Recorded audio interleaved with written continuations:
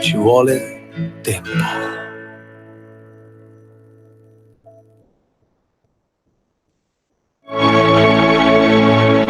Va ora in onda Cultura Padana. Buona Padania, buona Padania, buona Benacchi a tutti, sono Andrea Rognoni. Oggi parleremo soprattutto in chiave distensiva, perché siamo stati un po' in tensione per tanti giorni prima delle elezioni europee. Sappiamo tutti com'è andata, abbiamo festeggiato, abbiamo toccato il cielo con un dito. Ma oggi, proprio in chiave distensiva, leggiamo qualcosa e soprattutto parliamo di un romanzo scritto un quarto di secolo fa, dedicato a Venezia, L'incantesimo di Stefano Zecchi. Prima però alcune notizie che riguardano alcuni luoghi lombardi. Cominciamo da Mantova, visto che poi arriveremo a Venezia, che è stata considerata per tanto tempo la capitale della Padania. Mantova, dico, prima di Venezia ancora. A Curtatone una mostra molto interessante dall'8 giugno al 27 luglio sulla prima e più grande Madonnara donna di tutti i tempi, Claudia Marchi, che appunto ha davvero saziato i nostri occhi con delle Madonne straordinarie, anche sotto forma di icone o altre soluzioni pittoriche e tecniche. Al Museo dei Madonnari di Curtatone, siamo proprio alle porte di Mantova, sapete, poi ci sono le grazie che tutti i ferragosti accolgono i Madonnari del mondo, tutti arrivano da ogni parte del mondo. È stato fatto anche un film che ha avuto un enorme successo, e chi non c'è andato in quel giorno c'è però andato in altri giorni, che ha in modo appunto da mettersi in contatto con le grazie superiori. In realtà fino al 27 luglio questa mostra delizierà gli occhi. La mano femminile si sente, come in tutte le cose, secondo me, letteratura, arte, musica, si sente quando l'opera non è di mani o di testa o di firma maschile, ma è proprio diciamo così, il frutto della dolcezza e della lungimiranza femminile. Quindi l'appuntamento è dall'8 giugno fino al 27 luglio al museo. Il museo proprio si chiama dei Madonnari di Curtatone, Mantova.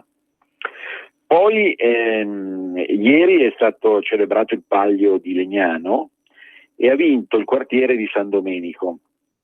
Ogni anno naturalmente il Palio richiama tutto il mondo alto milanese in una sfida che può essere paragonata certamente al Palio di Siena e al Palio di Asti, gli altri due grandi pali del centro-nord, ma Legnano si caratterizza per il richiamo continuo, diretto, esplicito al grande guerriero che tutti conosciamo e che ha segnato proprio con la battaglia di Legnano del 1176 il passaggio decisivo ad una civiltà superiore, che è stata la civiltà padana dei comuni lombardi. Una volta Lombardia era un po' quasi tutta la Padania. Bene, a Legnano ha vinto il quartiere di San Domenico, che è uno dei quartieri centrali della cittadina dell'Alto Milanese.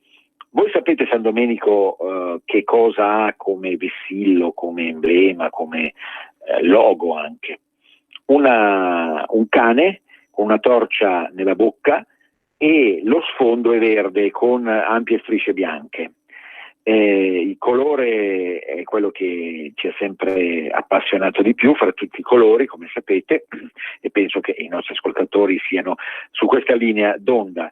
Certamente l'idea e l'immagine di un cane vittorioso, che con la torcia in bocca riesce proprio a segnare il cammino e a dare luce al mondo, è proprio l'immagine di un animale dotato di grande fiuto e di grande sapienza, perché davvero i cani a volte ne sanno davvero di più degli uomini. E al Palio di Legnano questo cane ha vinto ancora una volta. Non è la prima volta che vince San Domenico, ma certamente quello sfondo verde e quell'area di festa hanno ulteriormente prolungato a chi piace quest'idea e i festeggiamenti, anche se non c'entrano niente con un discorso politico, ma a volte sembrano rincorrerci dei simboli, dei colori, perché anche i colori sono simboli, in modo tale proprio da far continuare un sogno meraviglioso. Il terzo evento riguarda la cascina all'interno, ne ha parlato Tina Ghilardi nella trasmissione di ieri alle 10:30 su Radio Padania del centro Ronchi. Cascina all'interno è stata restaurata. Cascina all'interno era il soggiorno milanese preferito di campagna, allora davvero lontana dalla città, adesso in zona Parco delle Cave di Baggio e non lontano da San Siro. Ebbene, è stata fatta una grande manifestazione per il restauro definitivo della cascina all'interno e la consegna ai cittadini. Ospiterà infatti un museo multimediale sul Petrarca milanese e comunque su questo grande poeta che venendo dalla Toscana ha poi frequentato aree particolarmente vicine alla nostra sensibilità. Pensiamo alla Provenza, pensiamo a Milano, pensiamo ovviamente ad Arquà Petrarca, che siamo andati a visitare come Artenor qualche anno fa. L'impegno della casa Petrarca, cascina all'interno, anticamente chiamata Inferno, è quella appunto di far sì che moltissimi visitatori riescano a riguadagnare un rapporto diretto con il poeta attraverso la periferia, il valore culturale della periferia. Il grande protagonista di sempre è quello che ha dedicato la propria vita al restauro e al rilancio della cascina, Massimo De Rigo. Sicuramente alcuni che partecipano di solito alla vita milanese anche dal punto di vista dell'identità conoscono e apprezzano. Ma c'è dietro poi tutto un mondo, le cascine di Milano, della periferia, che vanno rilanciate. Questo è solo un segno in una dimensione che è colta, perché c'è sempre un rincorrersi fra cultura popolare e cultura colta, ma rimane sempre cultura padana, signori, sì, cultura padana all'interno di una più vasta, complessa, variegata cultura italiana. E certamente le cascine sono spesso e volentieri dei luoghi che non vanno abbattuti, dimenticati, obliati, distrutti, perché hanno ancora, nonostante tutto, nonostante la falcidia del mondo moderno e postmoderno, nei loro confronti hanno ancora qualcosa da dire. Quindi applausi al rilancio di questa cascina, che poi ha coinvolto anche, come abbiamo sentito da Tina, uno delle nostre associazioni padane. Bene, allora vi dicevo, Venezia, ieri abbiamo assistito a un brutto episodio che ci ha fatto ricordare le pagine più tristi della storia di Padania e d'Italia. Pagine che hanno contrassegnato eventi, non dico catastrofici perché non è successo niente di irrimediabile, irreparabile, ma eventi traumatizzanti che riguardano i trasporti su ferrovia, trasporti su strada, questa volta trasporti su acqua. È riemerso il grosso problema della Venezia che conosciamo oramai da molti anni, l'entrata di queste grandi imbarcazioni da crociera nel canale della Giudecca e insomma in altre zone, in altri contesti dove francamente diventa un po' difficile riuscire a far passare il tutto con indifferenza, e addirittura ieri è successo un fattaccio, appunto qualche ferito, un tamponamento, si direbbe in chiave forse più stradale, ma evidentemente chi non vive Venezia fa fatica a pensare sempre che la città, che poi è la capitale morale della Padania fra le capitali d'Italia, è quella che vive sull'acqua per eccellenza. Bene, questo per dire che c'è un autore, voi sapete, un autore che personalmente, l'ho detto più volte, stimo immensamente, si chiama Stefano Zecchi. Stefano Zecchi appare in televisione molto spesso, forse per controbilanciare, questo lo sanno i conduttori delle trasmissioni di talk show, per controbilanciare l'ira funesta di un Vittorio Sgarbi. I due in qualche modo sono il diavolo e l'acqua santa, forse perché Sgarbi è di Ferrara città sulla quale torneremo presto dopo il 9 giugno anche in chiave metapolitica, ma da una parte vi dicevo e dall'altra Venezia. Ferrara e Venezia sono due città straordinarie. Se la Padania e l'Italia non avessero Ferrara e Venezia, mi sto commuovendo, perderebbero molto della loro identità e di quello che, attenzione, un particolare privilegiato rapporto con l'ambiente, nella fattispecie Padano, hanno saputo creare. Ma Zecchi ha scritto, forse non tutti lo sanno, diversi romanzi, cioè non è stato solo professore di estetica. Io ho avuto l'onore di dare con lui tanti anni fa un esame all'Università Statale, dove ha sempre insegnato, da tantissimo tempo insegnava estetica, che poi è la filosofia dello sguardo, la filosofia dell'immagine, che forse è la cosa più alta che l'essere umano è in grado di produrre. Ma Zecchi è certamente anche giornalista, ha fatto politica per un certo periodo, l'orientamento è il centrodestra, poi con tante sfumature, con tanti spunti che magari non sono esattamente leghisti, ma che importanza ha questa immagine di una persona misurata, di una persona che ha una grande saggezza, rimane comunque per lui. Ma è stato anche un grande romanziere, signori, e un quarto di secolo fa ha scritto L'incantesimo. Perché il titolo innanzitutto? Perché non incantesimo, visto che aveva scritto estasi e sensualità. Non aveva scritto l'estasi, non erano usciti libri dal titolo L'estasi e la sensualità. E perché allora l'incantesimo e non incantesimo? Perché in quegli anni la Rai stava partorendo quello che è stato un grande successo, una fiction in un numero impressionante di puntate, che si chiamava appunto Incantesimo, quindi per non plagiare l'idea di metterci l'articolo. Allora, che storia è? È una storia ambientata più che a Venezia nella laguna di Venezia, perché anch'io penso quest'altro aspetto importante. Venezia sarebbe davvero Venezia, stupor mundi, la città più bella del mondo, se non avesse la laguna? Secondo me no, perché è come tirare fuori il feto dalla placenta materna. Cioè, voglio dire, la placenta materna è l'humus naturale, è il senso ultimo della collocazione universale di Venezia.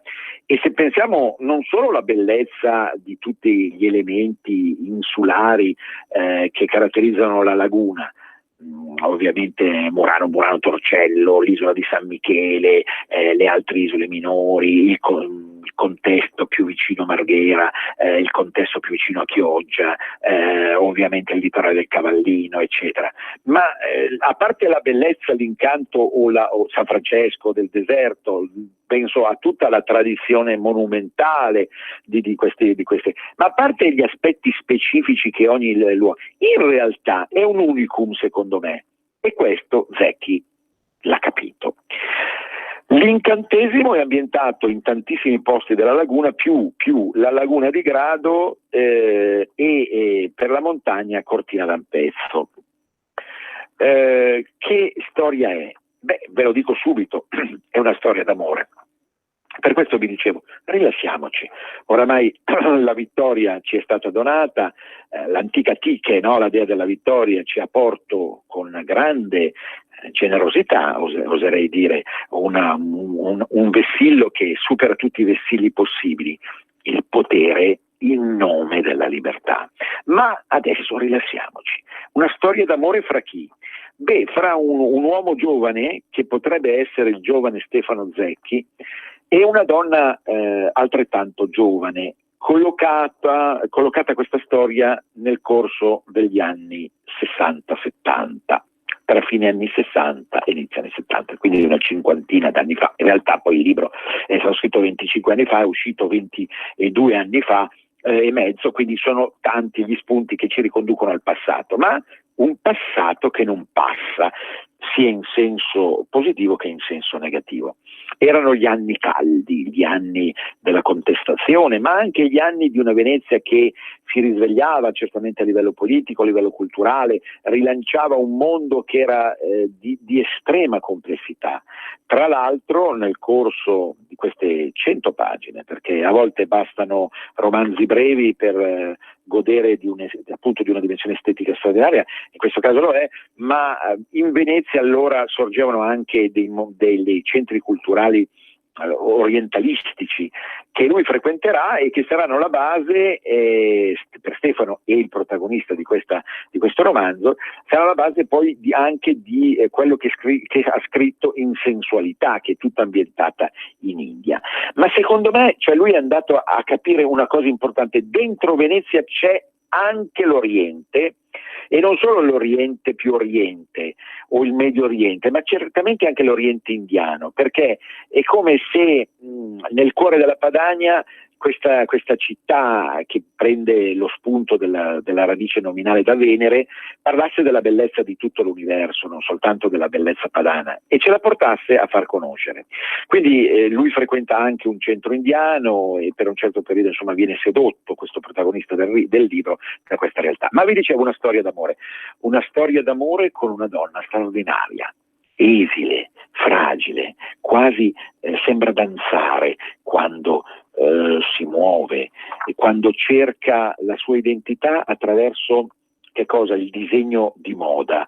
È una modista che cerca appunto su un album che cade anche poi alla fine nella laguna di Grado, con disperazione appunto di Stefano e del suo protagonista. La laguna di Grado, vi cito, guarda il mare come una presenza minacciosa in agguato, pronta a invaderle e a riprendersi le sue isole, dice ma una casa sull'isola dove i due si amano aveva come una piccola terrazza sospesa sulla laguna, avvolta dall'ombra frastagliata di un salice.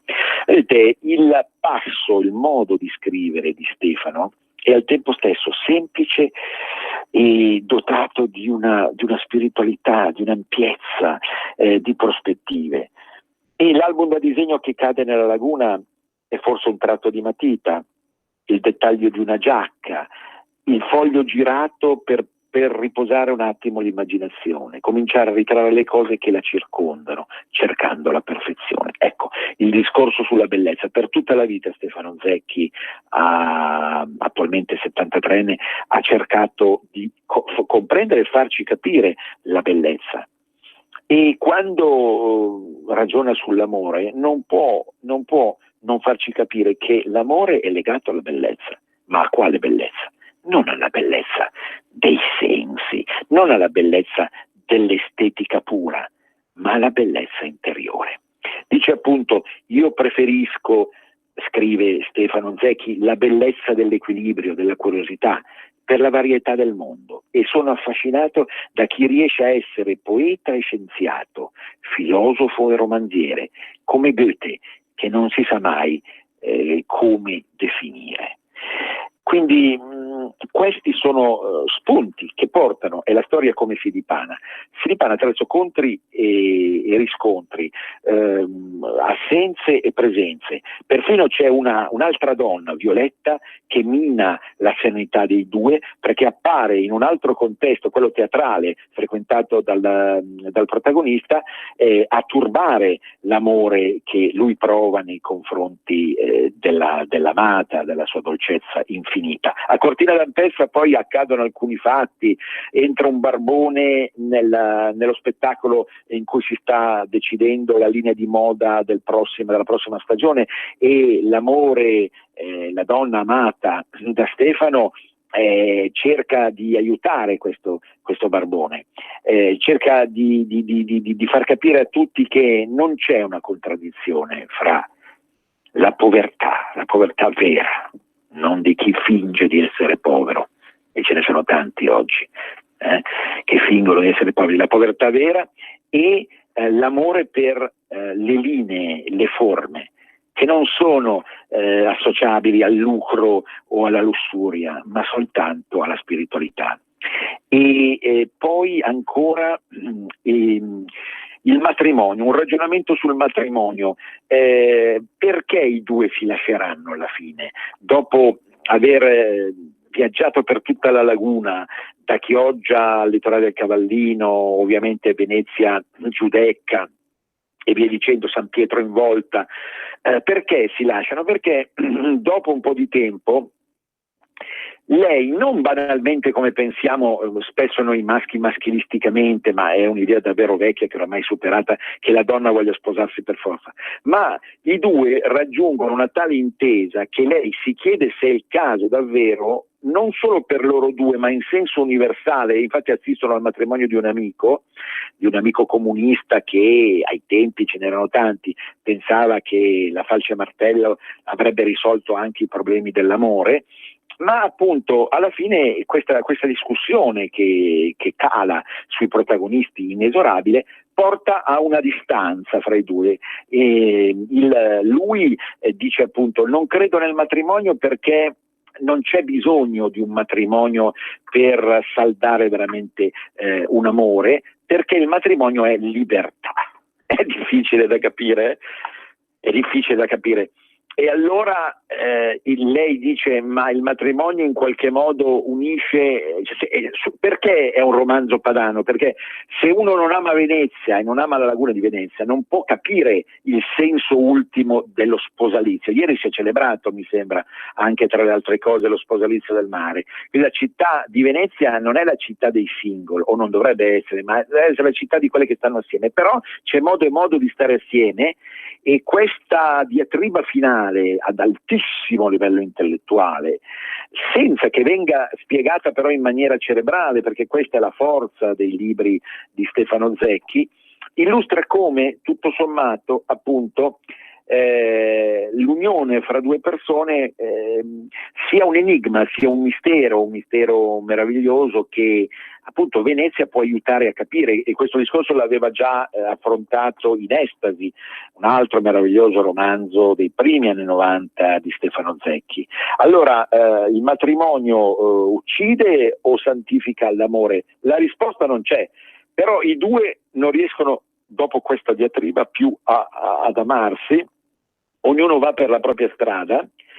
E siccome un'altra particolarità del romanzo, lui si rivolge alla figlia che non ha avuto da lei, dalla figlia della protagonista Stefano Zecchi, e dice appunto: questo ti lascio come insegnamento per il tuo futuro, tu che sei giovane, perché noi non ci siamo più sposati, dice, non ci siamo più sposati né io né lei, ma in quel momento è come se lo fossimo stati. Ecco il senso ultimo dello sposalizio del mare di Venezia. Come si fa ad amare Venezia senza amare l'amore, senza amare il senso ultimo della scommessa che ci induce tutti a vivere e a sopravvivere nella maniera migliore. Per questo forse quei grandi bisonti del mare non devono più entrare, ma non per una questione ecologica, non per una questione tecnica, non per una questione di disturbo e di morte, perché offendono il senso ultimo del nostro andare o vivere a Venezia, che è quello di riuscire a scoprire l'amore. E l'amore non tollera bisonti, non tollera macigni, non tollera cannonate, parla soltanto il linguaggio di un cuore tenero, di due cuori teneri. Leggete questo libro scritto da Stefano Zecchi, vi aiuterà come ha aiutato me. Io è l'unico libro che ho letto 3 volte in tempi consecutivi, 100 pagine e poi le stesse 100 pagine e poi 100 ancora, perché c'era da capire ancora qualcosa oltre le cose che più in superficie ci fa capire Stefano andando in giro per la laguna e celebrando il senso ultimo di un cinquantennio, quello che ci separa dai primi anni 70, che è stato decisivo per farci transitare dalla modernità all'ipermodernità. Ecco, poi gli ultimi romanzi di Zecchi sono ambientati a Zara e Fiume, sono altrettanto belli e avremo modo di riparlarne. Però questo, secondo me, rimane il migliore. Leggetelo, fatelo, digeritelo nel vostro intimo cuore e usatelo, brutta parola insomma, impiegatelo per riuscire a decidere della vostra vita e del rapporto che avete con la persona, con le persone che amate. Un grande abbraccio padano a tutti. Venezia, più che mai, risorga per sempre. Venezia, l'amore dell'universo. A risentirci. Avete ascoltato Cultura Padana. Messaggio per tutti gli imprenditori, gli artigiani, i commercianti,